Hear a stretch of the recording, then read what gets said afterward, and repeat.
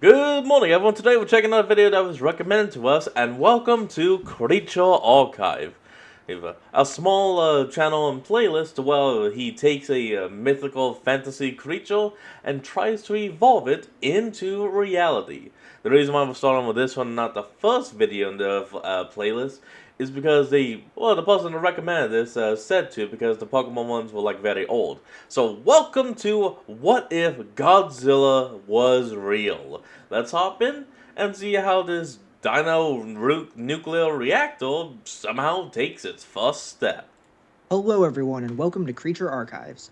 Today we're continuing the series Evolved Fiction. In this series, I take iconic creatures from movies, myths, and games and reimagine them through the lens of real world Oh god, what the evolution hell was and that last thing? biology, seeing just how close real life could get to turning fantasy into reality. In today's episode, I'll be tackling one of the most heavily requested creatures for the series, and honestly, the one I've been dreading the most Godzilla. This Godzilla. isn't just another monster, it's the monster. A cultural He is the king of monsters. icon that has embodied the fear of nuclear weapons, the fury of nature, and unstoppable destruction for over half a century. So, Oh how on earth yeah. do you even begin to For take 50 something so years. massive and so unrealistic and try to rebuild it with real world biology? And how would such a creature live, and what impact Kind of looks like he'd be part of the Spinosaurus species. might it have on history? Get ready Or because family, all of these whatever. questions and more will be answered in this episode of Creature Archives.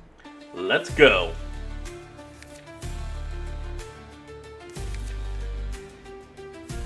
Oh, okay, these are kind of cool. Nice illustrations. Before we go any further, I want to make a few clarifications. In this video, we are exploring just how close we could theoretically get in real life to Godzilla. That means no, this creature will by no means be our perfect replica. We are subjecting Oh it yeah, no. I mean, anything of his size would immediately collapse under its own weight. No, no, no. We're not trying to make the how tall is he? 100 meters? I don't know. Oh, we're not trying for that tall to the or limits heavy. of real world physics and biology. And on the flip side, no, this animal wouldn't realistically evolve on Earth, because many of the traits it will have simply wouldn't be necessary for survival. This is about plausibility, not probability. With that in Yeah, mind, I have set 4 goals for building our real life Godzilla. First, it should maintain a bipedal reptilian stance while being adapted for a semi aquatic lifestyle. love it. Second, it should be as large as possible while still being able to walk on land, at least for short Makes periods of sense. time. Third, it should in some way be able to feed on or utilize radiation. And finally, Hmm. it should have an offensive ability that looks visually similar to Godzilla's iconic atomic breath. For the ability, you probably want to go with a spit like something from the Komodo dragon. To start with our first goal, we need to find a real species that can give us the right base body frame to evolve from. Something reptilian, semi aquatic, and most importantly, capable of growing large while still having the anatomical foundation for a bipedal stance. Alright, get the When we look Spinosaur. back into prehistory, one group of animals stands out above the rest the Spinosaurids. These I knew massive it. theropods were among the largest carnivores to ever walk the earth, uniquely adapted for a semi aquatic lifestyle. With long crocodile like snouts, conical teeth, and features suited for swimming, they specialized in hunting fish and thrived in riverine and coastal environments. Crucially, they Nice. combine these aquatic adaptations with a bipedal dinosaur body plan, making them an ideal evolutionary launchpad for a creature that lives both on water and on land, while retaining a form reminiscent of Godzilla. For our purposes, Okay. we will imagine a lineage of Spinosaurs that didn't just stay confined to inland rivers, but eventually began migrating along coastlines and even across open oceans. Much like how modern I'm crocodiles can liking travel this. long distances by sea, some Spinosaur populations colonize distant shores. And some of these environments, such as the Kerala coast of southwest India, a place known for its naturally higher background radiation, will Oop, set hold on. the stage for the There we go. unusual evolutionary pressures that will shape our Godzilla's evolution.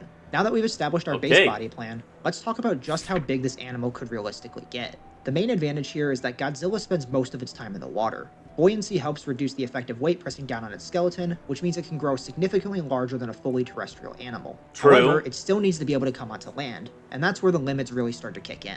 For reference, the largest recorded land animal ever was Whoa. Argentinosaurus, estimated at around 120 feet long and weighing over 70 tons. That's essentially the hard ceiling of what bone, muscle, and Argentinosaurus. physics have ever been able to support on land. However, this isn't to say that our creature could even get this big. Sauropods possess several key adaptations to allow this size that simply wouldn't work very well in a theropod. Their column-like legs were Primarily, yeah, I was about to say the trunk feet. arranged directly beneath the body, acting like massive pillars to bear weight efficiently. Their long Yeah. necks let them feed without moving their whole bulk, reducing energy expenditure, and they also had an extensive system of air sacs that pneumatized their bones, reducing skeletal weight while maintaining strength. And perhaps Oh, most yeah. importantly, their bodies were balanced around a wide four-legged stance, distributing their mass evenly. Bipedal theropod, by contrast, relies on a much narrower support base, with its entire body weight resting on just two limbs. Its posture demands a heavy muscular tail for counterbalance, and its frame isn't built for the same kind of vertical load bearing. To work around this sum, our Godzilla would evolve a reinforced skeleton, with bones made denser and Right. tougher by incorporating trace minerals like strontium or iron, much like how some fish and mollusks build with exotic biominerals. Oh, that's kind Inside, of cool. however, it would retain a bird-like air sac system, similar to that of sauropods. These air sacs would extend through its vertebrae and ribs, reducing weight while allowing efficient flow through breathing and helping to vent excess heat from such a massive body. Unlike sauropods, though, their distribution would be more selective, lightening the skeleton enough for Hmm. some terrestrial movement without compromising buoyancy control in the water. Yeah. Even with these Especially since it would still need to be able to dive and swim. adaptations, movement on land would have to be slow and deliberate. This creature would be a facultative biped, meaning it could switch between walking on its hind legs and walking on all fours. On That land, could walk. quadrupedal locomotion would spread its immense weight more safely across its limbs, but when threatened or displaying dominance, it could rear back onto its hind It legs, stands bracing up. with its tail to strike the unmistakable silhouette of Godzilla. So, where does that leave us? With all the physics in play, the most realistic upper limit would probably be around 75 feet in length, with a hip height of 24 feet, and a maximum reared up display height pushing up to 36 Not feet at the bad. head. Now, if we push Pretty things good. further and allow this creature to be fully aquatic without the burden of supporting itself on land like Godzilla, its size ceiling could rise dramatically, potentially reaching 130 feet in length and upwards of 200 tons, Damn. making it the That's largest big. vertebrate to ever live. However, unless it shifted from being a predator to a filter feeder like the blue whale, sustaining itself at that size would be a nearly impossible task. This Yeah, is why no, we it would don't see predators stall. reach such extreme proportions in nature. It's simply impractical and unnecessary for their survival. So for this video, in the spirit of creating a creature that looks and behaves more like Godzilla, and not just a big reptilian whale, we will be using the smaller semi-aquatic size. Yeah. Now obviously Let's this size is stick much with smaller this. than the towering skyscraper-sized monster from the films, but make no mistake, this would still be something unprecedented. Our realistic Godzilla wouldn't just be one of the largest Oh, there you dinosaurs, go. it would be the largest terrestrial predator to ever walk the Earth. And now we move to the third and Okay. perhaps most challenging category. Our The Godzilla use must of in some way be radiation. able to utilize radiation. Now, you might be wondering, is it even possible for a creature to feed on radiation? And the answer is surprisingly yes. In Oh. nature, some organisms Oh, right, yeah. If I actually remember correctly, there actually is a species of mushroom that does slowly feed on radiation. Yeah, it was actually found around in Chernobyl, like a couple decades or so after the elephant foot disaster. already exploit radiation. Radiotrophic fungi, such as the black See? Ha ha ha! mushrooms thriving near Chernobyl, contain melanin that allows them to absorb ionizing radiation and convert it into chemical energy. Certain Yes! microbes also use radiation indirectly, driving reactions that split water molecules or generate reactive chemicals like hydrogen peroxide through a process called radiolysis. So in theory, it isn't far-fetched to imagine a vertebrate evolving something similar. But here's the problem. For an animal of Godzilla's size, directly converting background radiation into usable energy, even in an area with artificially raised radiation levels like Chernobyl, wouldn't even come close to contributing to the energy needed for a 30-ton body. The energy yield is Damn. simply too small to matter. Instead, our Godzilla wouldn't be using radiation as fuel at all, but as a source of reactive chemicals. By targeting environments where A radiation naturally catalyst. produces concentrated radiolytic byproducts, it could exploit these compounds for another purpose. And nature actually provides such places. Coastal monazite sands, like those along the Kerala coast of southwest India, are naturally enriched with thorium-bearing minerals, making them some of the highest background radiation areas on Earth. In these sediments, ionizing radiation slowly radiolyzes pore water, creating steady traces of reactive oxidants like hydrogen peroxide. Over time, dense microbial mats colonize these beaches, concentrating the radiolytic products into biofilms. For a lineage of Godzilla-like ancestors, these chemically Okay. enriched habitats would have offered a unique niche to exploit. Crucially, these coastal radiation hotspots are also long-lived. Geological processes can maintain placer deposits for hundreds of thousands or even millions of years, Hmm. providing stable and predictable resource bases across evolutionary time. And they weren't unique to India either. Whenever rivers carried radioactive minerals to ancient seas, along the Cretaceous coast of Gondwana, the I'm listening. Paleogene shores of South America, or the Neogene margins of Africa, similar radiation-rich beaches would have formed. Over millions of years, Godzilla's ancestors could have tracked these shifting coastlines migrating from one Like enriched shoreline to following the them. next as sea levels and continents changed. Natural selection would then refine their adaptations for this lifestyle. Broad muscular snouts could scrape microbial mats and sediments. Specialized preconcentrator glands could filter pore water, extracting and concentrating the reactive molecules, and reinforced storage sacs lined with protective proteins could safely contain these volatile compounds until needed. Individuals better at locating radioactive patches, Okay, it does kind of seem like it is going to lead to a spit for the breath attack. farming microbial mats, and stockpiling these chemicals would have left more offspring, pushing the lineage further down this path. But this still leaves one big question. Why go through all this trouble? If Yeah, radiation good isn't question. fueling their metabolism, what are these chemicals for? Well, they actually set the stage for one of our creature's most extraordinary abilities. A weaponized system that harnesses the environment itself, bringing The us to our next atomic section, breath. the biology and chemistry behind Godzilla's signature atomic breath. Now, full disclaimer, unlike Godzilla in the movies, which unleashes a literal nuclear blast, our creature won't be doing that. It's quite frankly just not biologically possible. Yeah, Instead, not it even produces a close. biologically plausible but still incredibly powerful chemical attack that is only made possible by radiation. Here's how it works. As mentioned before, the creature gathers the raw materials from radioactive sands and microbial mats. Specialized preconcentrator glands filter pore water, concentrating oxidants like hydrogen peroxide, and storing them in reinforced sacs until needed. When it's ready to fire, the stored solution is pumped into a throat water sac, essentially a living chemical boiler. Inside, the peroxide mixes with organic reductants and transition metal catalyst, primarily iron and manganese complexes embedded in the sac walls. Melanin-like pigments amplify the process, responding to radiation by generating additional radicals and recycling the catalyst. The result is a rapid exothermic reaction that releases intense heat and pressure, superheating the water into a volatile mixture of scalding steam and reactive chemicals. I know it was gonna be Temperatures a in the sac could spit. spike well above boiling, producing jets that are not just hot, but corrosive and highly destructive. To contain such forces, the throat would need extraordinary adaptations. Thickened keratinized lining and heat-resistant proteins would insulate against scalding damage. Layers of muscular valves could control the release of pressure with precision, preventing accidental discharge. And finally, the mouth itself would be equipped with a hardened nozzle, a single reinforced opening for a focused lance of superheated spray. Oh The range of god, these imagine blasts would looking at vary. that. Short defensive bursts might only project a few meters, while larger concentrated discharges could travel dozens of meters, easily reaching prey or rivals at a distance. The most powerful jets would resemble a directed flamethrower of scalding vapor and oxidants, capable of stunning and killing schools Skull. of fish, injuring large predators, or forcing even the boldest competitors to back down. In short, our Godzilla's atomic breath isn't nuclear, but it is a weaponized fusion of chemistry, anatomy, and radiation. That is Radiation gonna be doesn't fuel nice. its body, but it supercharges the decomposition of peroxide, turning seawater into a devastating high-temperature attack. And there you have it, our biologically grounded Godzilla, introducing Thermoradiosaurus colossus. Thank you. I was about to try and pause to read the name, but he did it for me. Its anatomy and unique adaptations established, we can now explore how this giant lived, hunted, and even influenced the course of history. Please do. Thermoradiosaurus colossus are a long-lived apex predator, with lifespans ranging from 500 to potentially over 1,000 years. Damn. These creatures are primarily Damn. solitary and extremely territorial, interacting only during mating season and during territorial disputes. Reproduction is highly selective. Females produce 1 to 3 offspring per cycle and invest extensively in each. Parental care Aww. includes guarding hatchlings, guiding them to safe radiolytic patches, It's and a teaching good the mama. basics of hunting using their chemical-based predation system. Adults maintain vast territories encompassing both rich prey and radiolytic sands for chemical harvesting. These territories can cover up to 100 square miles of ocean. This Wow, makes that's a conflicts lot. between fully grown individuals rare but catastrophic. Even minor skirmishes can result in fatal injuries due to their sheer size and their devastating chemical blast. Sustaining a 30-ton apex predator requires enormous caloric intake, even with a slow reptilian metabolism. Thermoradiosaurus is both opportunistic and highly specialized.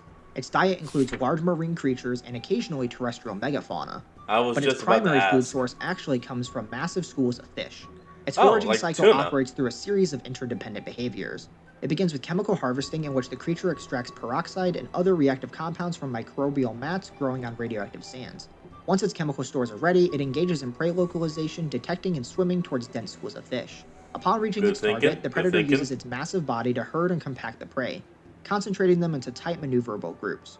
Finally, it executes its signature chemical blast, delivering a high-pressure, high-temperature attack with precision to incapacitate or kill large numbers of fish. Each step of the cycle is essentially for It maximizing is being used underwater though, so yeah, I guess it would still be effective. energy Just intake while not as minimizing much unnecessary range. effort, allowing the species to sustain its enormous size. While this may not seem like a lot of food at first glance, Large schools of fish can contain tens to hundreds of tons of biomass, Yeah, more than that enough to actually is sustain an true. adult Thermoradiosaurus for days or even weeks at a time.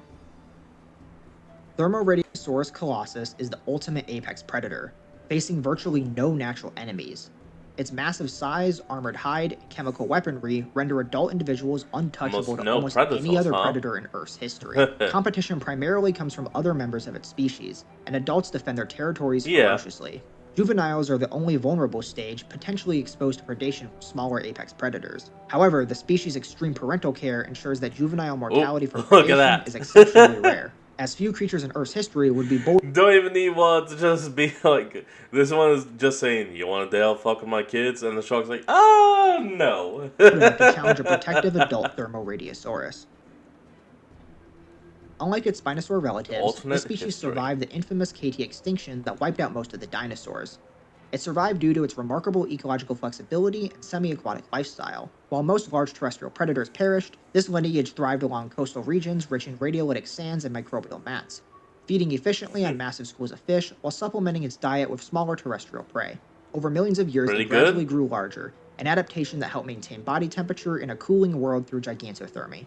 Its longevity, slow metabolism, and near total absence of natural predators allowed it to remain largely insulated from environmental upheavals that eliminated other apex predators. It By the stayed at time the humans top for a emerged, this while. creature had already become the foundation for countless legends, stories that many assumed were purely mythical, but in this case, the monsters were real.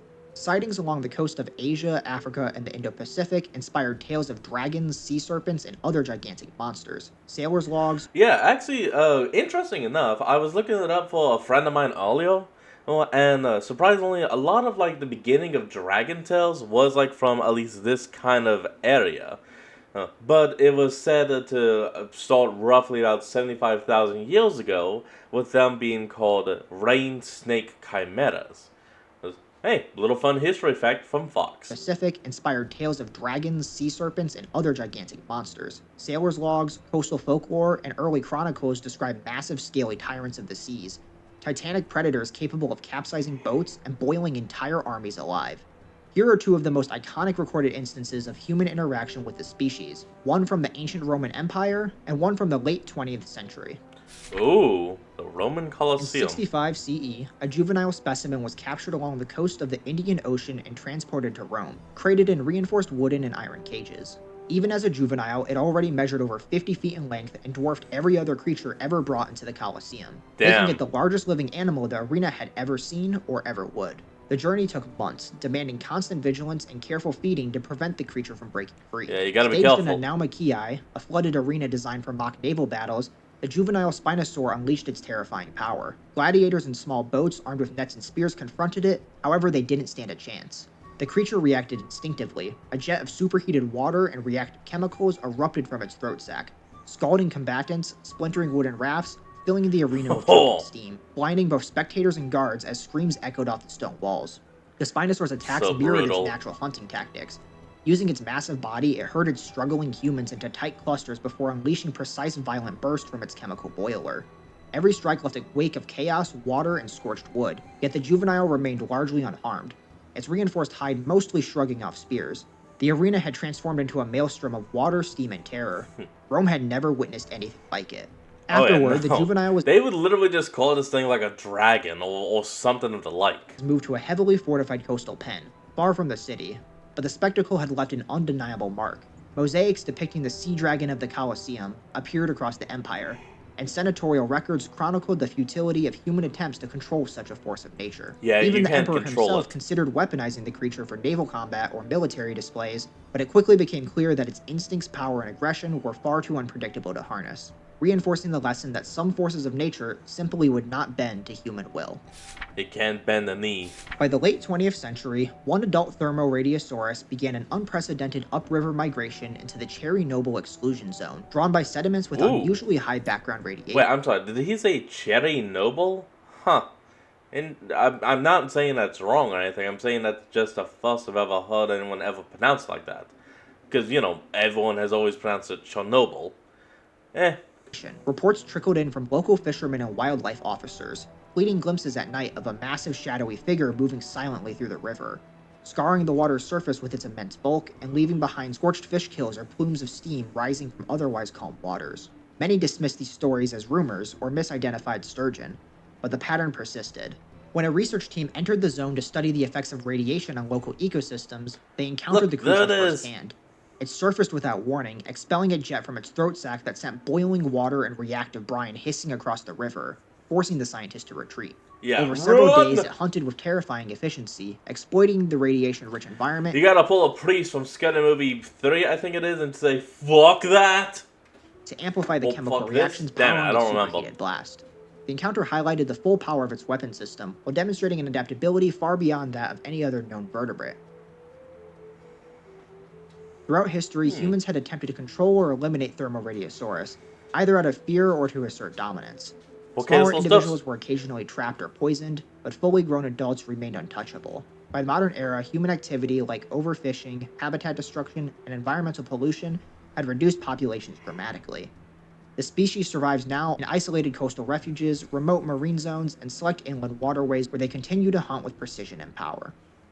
Thanks for watching Oh, this it's episode of threatened. Evolved Fiction. The art for this video was created by Delta Reaper 54, so if you want to see more like it, be sure to go check out their work. Their info will be in the Looks description like below. it's the end of If it. you enjoyed the video, don't forget to like and subscribe.